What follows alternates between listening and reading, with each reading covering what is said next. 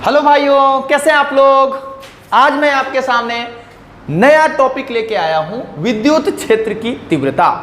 पिछले वीडियो में मैंने बात करा था विद्युत क्षेत्र के बारे में, उसकी उत्पत्ति कैसे होती है, विद्युत आवेश किसके कारण उत्पन्न होता है, जांच आवेश क्या होता है।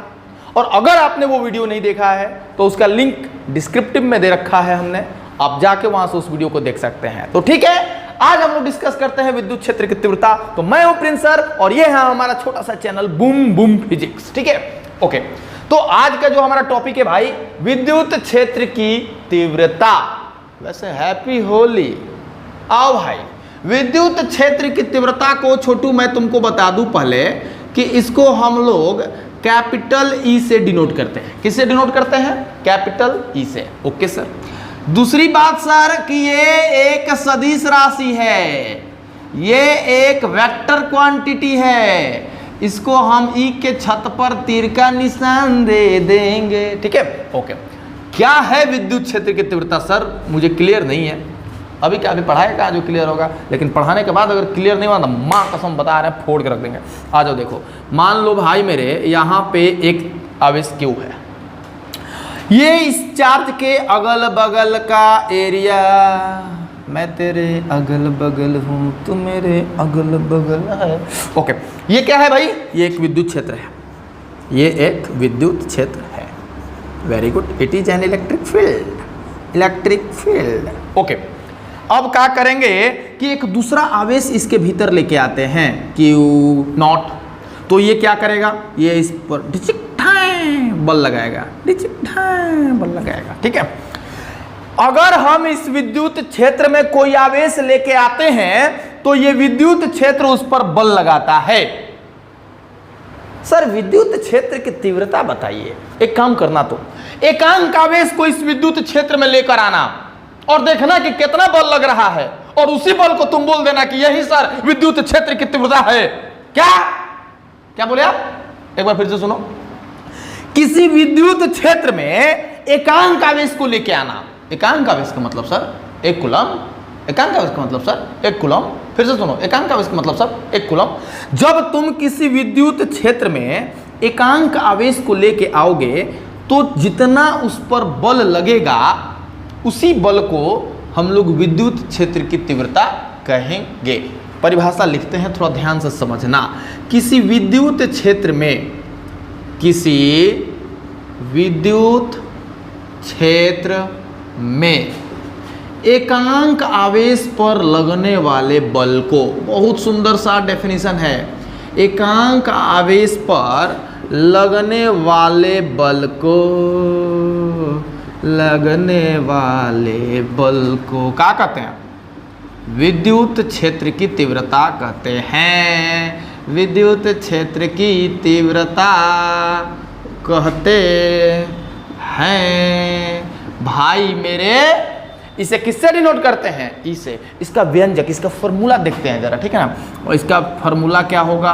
एकदम लॉलीपॉप है, तुम तो निकालिए ना लोगे। चूंकि पक्का मैथ आता है ना तुमको, वही काम करेंगे। अच्छा भाई, सवाल है, ये देखो परिभाषा है, किसी विद्युत क्षेत्र में एकांक आवेश पर लगने वाले बल को विद्युत क्षेत्र की तीव्रता कहते हैं। अच्छा, ये विद्युत क्षेत्र में कितना आवेश लेके आए हैं? Q not. तो बल कितना लग रहा है? एफ।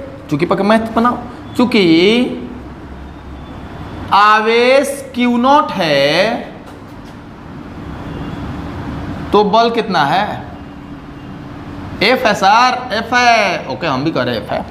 चूंकि आवेश क्यू नॉट है तो बल एफ है। भैया मोरे, एकांक आवेश पर बल निकालना है, इसीलिए जब आवेश एक हो जाए तो बल कितना? F by Q not. यानी कि एकांक आवेश पर लगने वाला बल कितना हो गया? एफ बटा में क्यू नॉट। और इसी को तो हम कहते हैं विद्युत क्षेत्र की तीव्रता। तो भाई मेरे, ई बराबर एफ बटा में क्यू नॉट, क्यू नॉट। ई बराबर एफ बटा में क्यू नॉट। यानी कि यहां पे लिखते हैं भाई मेरे कि ई बराबर एफ बटा में क्यू नॉट, मतलब कि विद्युत क्षेत्र की तीव्रता बराबर, ध्यान देना बहुत इंपॉर्टेंट टॉपिक है, 2 नंबर का पूछता भी है, कंसेप्ट क्लियर नहीं हुआ तो कमेंट बॉक्स में कमेंट डाल देना कि सर एक बार और इसको बढ़ाइए, नहीं तो बार बार वीडियो देखना है। एक बार में नहीं समझ में आएगा तो बता तो रहे हैं, आके चैलेंज है, समझ में पूरा आएगा। विद्युत क्षेत्र की तीव्रता बराबर F माने बल, Q नॉट माने आवेश। विद्युत क्षेत्र की तीव्रता बराबर बल बटे आवेश। यहां से तुम चाहो भैया तो SI मात्रक निकाल सकते हो। क्या निकाल सकते हो? SI मात्रक। E बराबर F बटा में Q नॉट। अच्छा कहीं कहीं जानते हो Q नॉट की जगह पे Q भी लिखेगा तो समस्या मत आना, Q नॉट भी आवेश ही है, Q भी आवेश ही है। तो Q नॉट F के जगह पे न्यूटन और Q नॉट के जगह पे कूलम। सो इसका SI मात्रक हो गया मेरे भाई न्यूटन प्रति कूलम। न्यूटन प्रति कूलम, समझ गए बात को? यहां से तुम वीमा भी निकाल सकते हो, जरा इसका वीमा भी निकाल लिया जाए। वीमा E बराबर F बटा में Q नॉट, ठीक है। F का वीमा होता है mLt-2 और Q नॉट का वीमा होता है AT। जरा इसको करते हैं mLt-2 ना, T ऊपर जाए नो तो -3 और A ऊपर जाता है A-1। तो याद कर लो, रट्टा मार लो कि E का, हालांकि फॉर्मूला याद है तो रट्टा मारने की जरूरत ना है। E का जो डायमेंशन होता है, वीमा होता है mLt-3 A-1, ठीक है। तो ये है, आप इसको एक बार नोट कर लो। आइए देखते हैं, जब किसी आवेश को विद्युत क्षेत्र में रखेंगे तो क्या होगा। क्या होगा जब किसी आवेश को विद्युत क्षेत्र में रखा जाएगा? सबसे पहले मैं तुमको सिखाऊंगा कि जब एक धनात्मक आवेश को विद्युत क्षेत्र में रखेंगे तो क्या होगा। पॉजिटिव चार्ज के लिए, किसके लिए? पॉजिटिव चार्ज के लिए। ध्यान देना भाई मेरे, ये है एक विद्युत क्षेत्र। देखो ये एक समरूप विद्युत क्षेत्र का दर्शाने का तरीका है, ठीक है ना। इसी तरह से दिखाए हैं, क्लास में आप लोग आए होंगे, ऑफलाइन क्लास में तो आपको खूब बढ़िया से मैंने दिखाया होगा, ठीक है। तो ये है हमारा एक समरूप विद्युत क्षेत्र जो इधर की ओर जा रहा है, समांतर है सतह के। हमने क्या किया, यहाँ पर एगो +Q रख लिया। क्या रख लिया? +Q, ठीक है। तो अब तुम क्या देखोगे कि जब किसी धनात्मक आवेश को विद्युत क्षेत्र में रखा जाता है तो ये इधर की ओर एक बल का एक अनुभव करेगा, विद्युत क्षेत्र की दिशा में क्या करेगा? एक बल का अनुभव करेगा। अच्छा एक बात बताओ, E बराबर तुमको पढ़ाए हैं ना F बटा में Q, तो तिरछा तिरछी गुना करोगे तो मालूम चलेगा कि F बराबर Q इंटू E है। मतलब किसी आवेश पर विद्युत क्षेत्र कितना बल लगाएगा वो F निकाल लोगे यहाँ से, F बराबर QE। मतलब सर इस पर भी अगर बल लगने के लिए कहा जाए तो हम F बराबर Q इंटू E कहेंगे, प्लस यहाँ पर दे देंगे क्योंकि +Q के कारण से है। इसका मतलब ये हुआ कि विद्युत क्षेत्र की तीव्रता की दिशा और बल की दिशा दोनों का दिशा एक ही है, तभी तो पॉजिटिव है। यहाँ पर विद्युत क्षेत्र जिधर जाएगा ये बल उधर ही लगेगा। तो एक बात यहां से तुम रिजल्ट निकाल सकते हो कि धनात्मक आवेश, ध्यान देना भाई बहुत इंपॉर्टेंट चीज है, धनात्मक आवेश को विद्युत क्षेत्र में रखने पर, विद्युत क्षेत्र में रखने पर उस आवेश पर बल विद्युत क्षेत्र की दिशा में लगता है, विद्युत क्षेत्र की दिशा में लगता है, ठीक है ना। मतलब ये है कि अगर विद्युत क्षेत्र इधर है, अगर विद्युत क्षेत्र ऐसे इधर जा रही है और हमने एक पॉजिटिव चार्ज यहाँ रख दिया है तो जिधर विद्युत क्षेत्र जाएगा इस आवेश को उधर ही धकेल के लेके जाएगा, ठीक है ना। ये कब कैसे? पॉजिटिव के लिए। सर क्या होगा जब अगर कोई निगेटिव चार्ज को रख दिया जाए? तो देखो ना, इसको भी देख लेते हैं, दोनों ही केस को देख लेते हैं। ये ऑब्जेक्टिव में पूछ सकता है, E है इधर की ओर, इधर की ओर। अच्छा E बराबर अब की बार क्या हो जाएगा? F बटा में Q, Q तो माइनस है, -Q। सो यहाँ पे देखो आपका हो जाएगा कि वेक्टर F बराबर -Q इंटू E। अच्छा यहाँ पे माइनस साइन हो गया। माइनस साइन का मतलब है कि बल की दिशा जो होगा विद्युत क्षेत्र की दिशा के माइनस, मतलब उल्टी होगी। जिधर विद्युत क्षेत्र जा रही है माइनस चार्ज पर, उधर बल नहीं लगेगा, उसके अपोजिट डायरेक्शन में लगेगा। कि यहाँ अगर तुमने -Q रखा है और विद्युत क्षेत्र इधर जा रहा है तो बल इसके विपरीत दिशा में लगेगा, इधर। F बराबर -QE, समझ रहे बात को? तो यहाँ पे क्या लिखोगे भाई कि ऋणात्मक आवेश पर बल, ऋणावेश पर बल विद्युत क्षेत्र में, विद्युत क्षेत्र की दिशा के, विद्युत क्षेत्र के दिशा के विपरीत लगती है, विपरीत लगती है।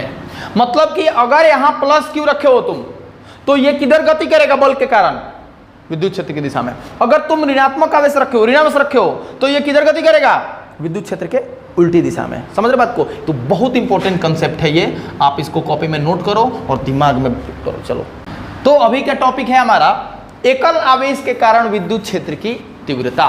मतलब कि एक आवेश तुमको ऐसे क्यू दे देगा, ठीक है, और ये क्यू से कहेगा कि आर डिस्टेंस पर, यहां पर क्यू से चार्ज का वैल्यू दे देगा, क्यू डिस्टेंस, क्यू है चार्ज, और इससे आर डिस्टेंस पर एक पॉइंट पी है, ठीक है ना। तो कहेगा कि बताओ इस पॉइंट पर इलेक्ट्रिक फील्ड की इंटेंसिटी कितनी है, विद्युत क्षेत्र की तीव्रता कितनी है। बहुत छोटा सा सवाल है, इसको करने में ज़्यादा वो नहीं लगेगा। तो एक काम कर लेना पहले तुम कि जहां पर तुमको इलेक्ट्रिक फील्ड इंटेंसिटी निकालना है, जैसे इस क्यू के कारण से आर डिस्टेंस पर पॉइंट पी है और यहां पर तुमको विद्युत क्षेत्र की तीव्रता निकालनी है मेरे भाई, तो यहां पर एगो तुम जांच आवेश रख लेना, क्यू नॉट रख लिए ना, अपने से रख लेना। क्या कर लेना? अपने से रख लेना। तो अपने से रखने से अब देखो दो गो चार्ज हो गया, क्यू और क्यू नॉट, दोनों के बीच का दूरी आर। अब दोनों के बीच में एक बल लगेगा कूलम के नियम के अनुसार।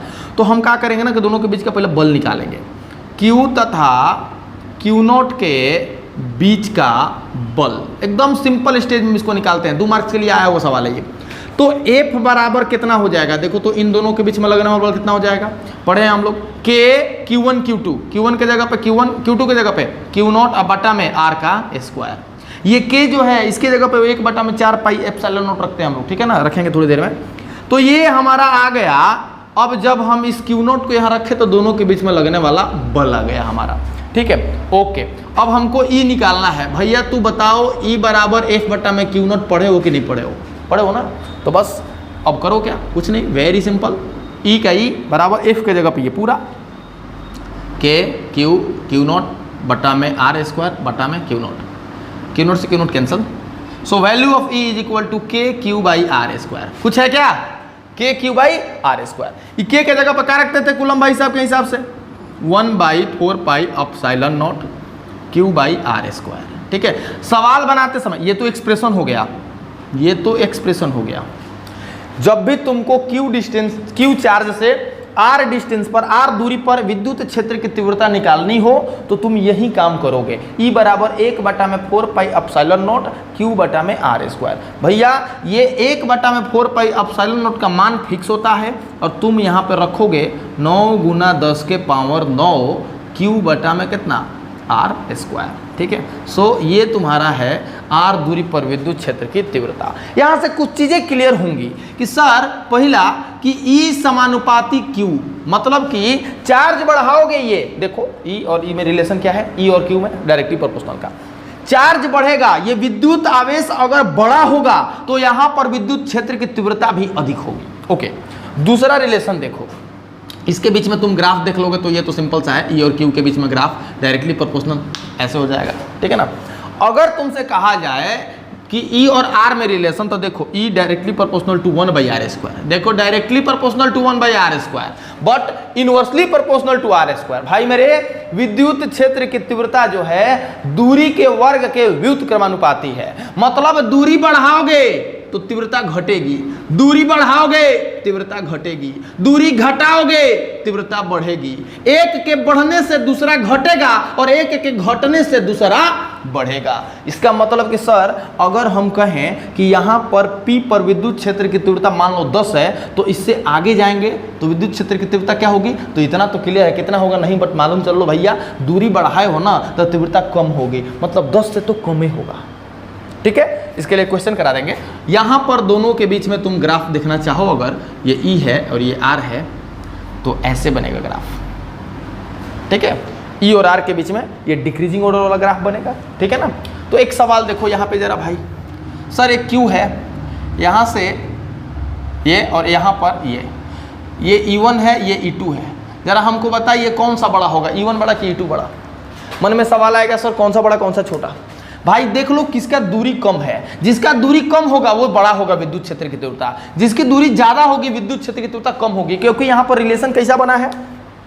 व्युत्क्रमानुपाती का। दूरी बढ़ाओगे तो घट जाएगा ये विद्युत क्षेत्र की तीव्रता, दूरी घटाओगे बढ़ जाएगा विद्युत क्षेत्र की तीव्रता। तो दूरी E1 के लिए ये वाला पॉइंट जो है ना कम है और ये वाला ज़्यादा है, तो हमको लगता है कि E1 is larger than E2। क्या बोलते हो? सो ये एक सवाल भी हो गया तुम्हारा, और ये 2 नंबर के लिए ऐसे एक्सप्रेशन करके तुम निकाल भी सकते हो। ठीक है, तो इस पर एनसीईआरटी में बहुत सारे क्वेश्चन भी दिए हुए हैं, और जब हम लोग क्वेश्चन का एक सेशन लेके आएंगे तो सारे टॉपिक्स जितने भी टॉपिक पढ़ा रहे हैं सब पे हम अधिक से अधिक सवाल करने का प्रयास करेंगे।